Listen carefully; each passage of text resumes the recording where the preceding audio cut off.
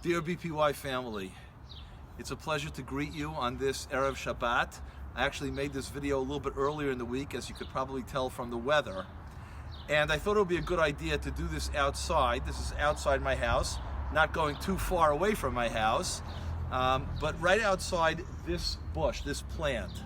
This is an arava, or an aravot plant, that I planted about 30 years ago, pretty soon after I moved into my house. And this plant provides me with tremendous inspiration, and I wanted to share that inspiration with you as we face another Shabbat in isolation. I planted this plant because of Sukkot. I wanted aravot, and I use these aravot actually in Sukkot, and every year it inspires me. Around Pesach time, around now, is when it first starts to bloom, and these beautiful aravot leaves and bushes remind me of Sukkot, which is 6 months away. At Sukkot time, when I use the aravot and the leaves start to fall off the bush, it reminds me, well, the next time that this comes into bloom will be Pesach.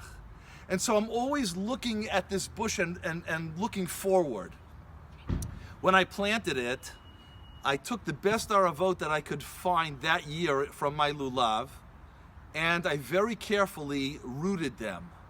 You can't just plant these outside, you have to root them, and they develop the roots in a bottle of water, and I kept them that way for months until they rooted, and then I put them in a small pot of soil in my house, watered it carefully, gave it sun, and it wasn't until a year later that I was able to transplant it, bring it outside, and it developed into this bush. This bush has seen seasons of heat waves, of torrential downpours, of Hurricane Sandy, and has come through fantastically and produces these beautiful, beautiful branches that always bring me to the next holiday and the next holiday. And isn't that what we do? We nurture ourselves and we nurture our children very carefully. We plant the seeds, we root them, we nurture it, and then we bring it outside, to the outside world, and let it grow and watch it grow and have it inspire us.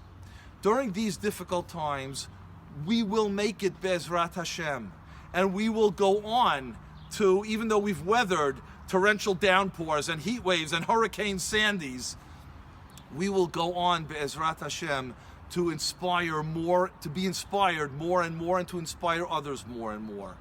The Ben Ish Chai relates in the beginning of his Perush to Parashat Nitzavim, relates the very famous story about the man who wanted to be inspired and wanted to have this magical amulet that would take him through good times and bad times. Many attribute this story to Shlomo HaMelech. There is no source that it relates to Shlomo HaMelech. The Ben Ish Chai said it was someone. And what did he do? He got a ring that had written on it the words, Gam Ze Ya'avor. So during times of trouble and crisis, Gam Ze Ya'avor. We shouldn't be depressed, we shouldn't be sad. We should remember and be inspired the next holiday and the next holiday, like the aravot bush does. And during times of great joy, when it's appropriate and it's great to feel happy, it's important not to feel a sense of overestimation of the self, because Gam Ze Ya'avor. The idea of the arava bush, the aravot bush, to me has been an inspiration. Every time I see it, I think of nurturing young children in their education and nurturing ourselves in our continued growth. May this be an inspiration for us to remember Gam Ze Ya'avor, and to remember the growth of our children and of ourselves from holiday to holiday, from time to time. Shabbat Shalom.